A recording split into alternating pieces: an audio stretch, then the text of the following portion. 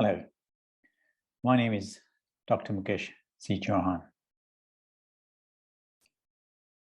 Today's video is on MC theory of everything.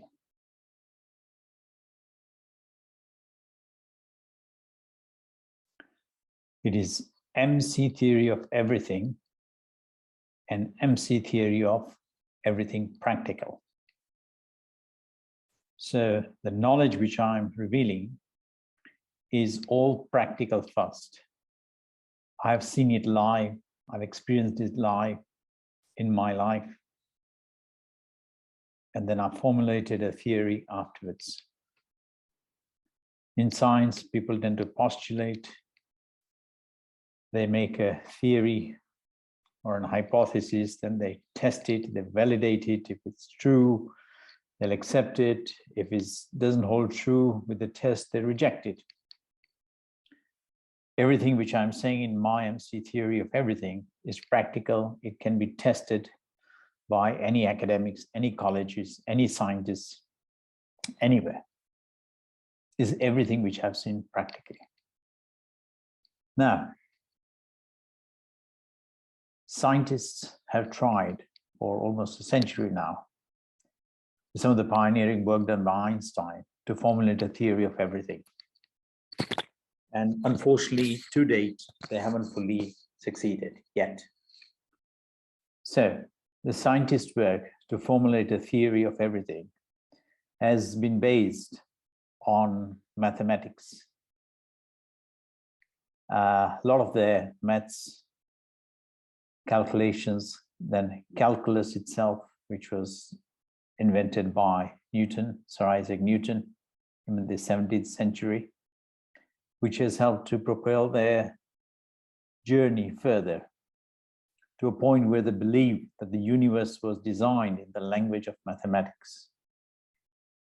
And this concept of design of universe in terms of mathematics comes from some of the very prominent Greek philosophers like Socrates, Aristotle, or Plato.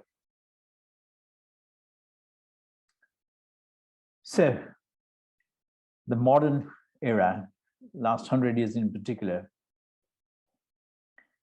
Einstein was the one who tried his best to formulate a theory of everything. He tried to unite everything small with everything big in a theory in which he could explain everything, how everything is made in our universe. Well, that seems at the first sight a very tall order. How do you figure out how everything is made in nature? I mean, it has to take a touch of geniusness to even think about this. Nature, nobody in the world fully understands how nature is made. Now you try and figure out how nature works or is made.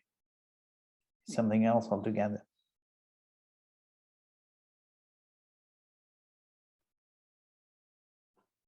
Now, Einstein's theory of relativity was a theory to try and explain how everything big, like large planets, moves in our universe. And it was, in a nutshell, space-time theory. So, I mean, people know about planets, but they don't know how they are made. And again, it was a touch of genius for Einstein to think about the bending influence of heavy objects which cause in the space. It causes space to warp. That was his philosophy. Is that true?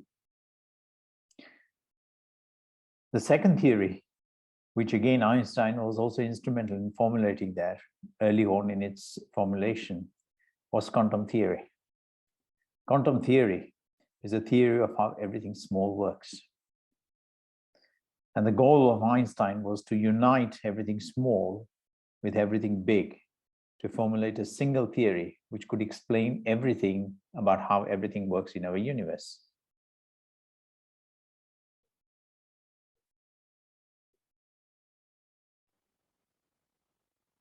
My theory of everything is based on a completely different approach. It's based on first searching for the creator of our universe. That was the tough part.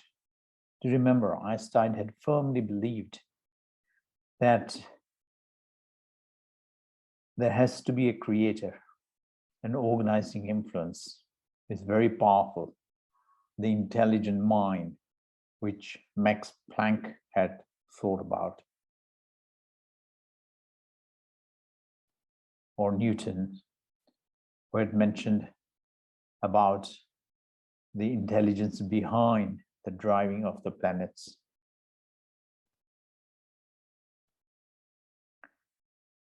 Now,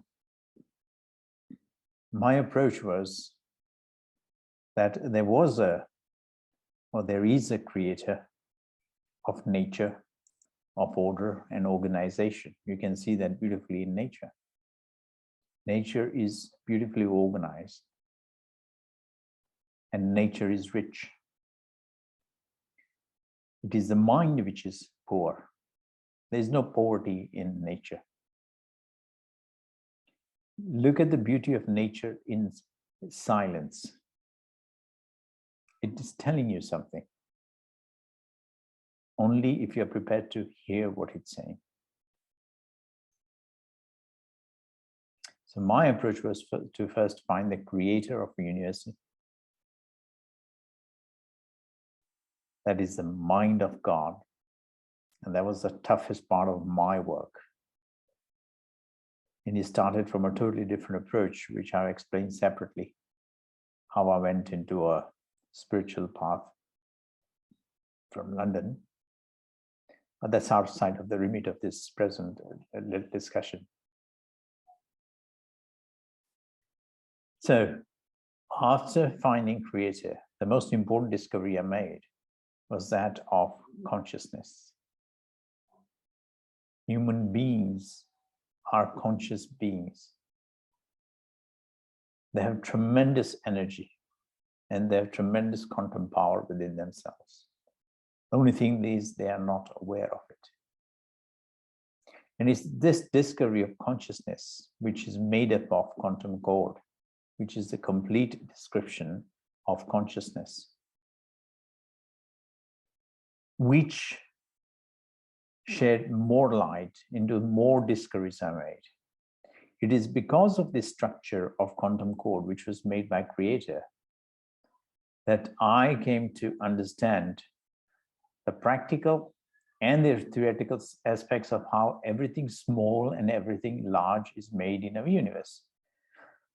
So I can explain fully how nature is made with the biological ratio 1:16:18, how our fingers work, how atoms are made, how 3D atoms are made, how 3D vision works, how dark energy and light energy works, how electromagnetic spectrum works. There's scientists still searching for this. Even more importantly, scientists don't know the source of the energy. Where does all this energy come from in our universe? The concept of entropy and chaos are terms which are mentioned to express the disorder and chaos which is prevailing everywhere.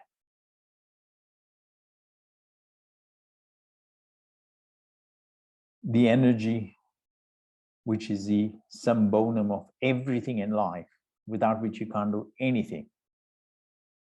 How that works in a human being via the medium of consciousness, how that energy is controlled, how human beings are made from source, how plants are made, how flowers are made. I've discovered how qualia, Q-U-A-L-I-A, which is the brightness and the depth of color perception. How come we see the depth of redness in red, or depth of blueness in blue? of greenness in green. How does it work? How did that happen? All this I have discovered. I've also discovered the source of the energy, and I've come with a new energy equation, which is even simpler than Einstein's E equals mc squared. I've discovered the entire principle of how entire holographic universe works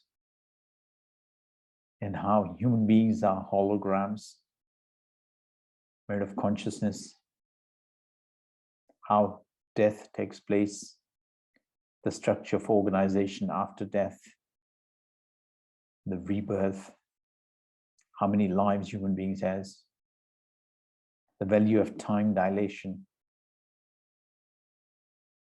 To remember, all these things which I'm talking about are, I've learned from the deepest aspects of subquantum level. From physical light, you can't see any of this. The knowledge of all of this is completely hidden from the subquantum level. To do that, you've got to be in that level, or you've got to be in that state. It's only from that level you can perceive the finest nuances of our universe.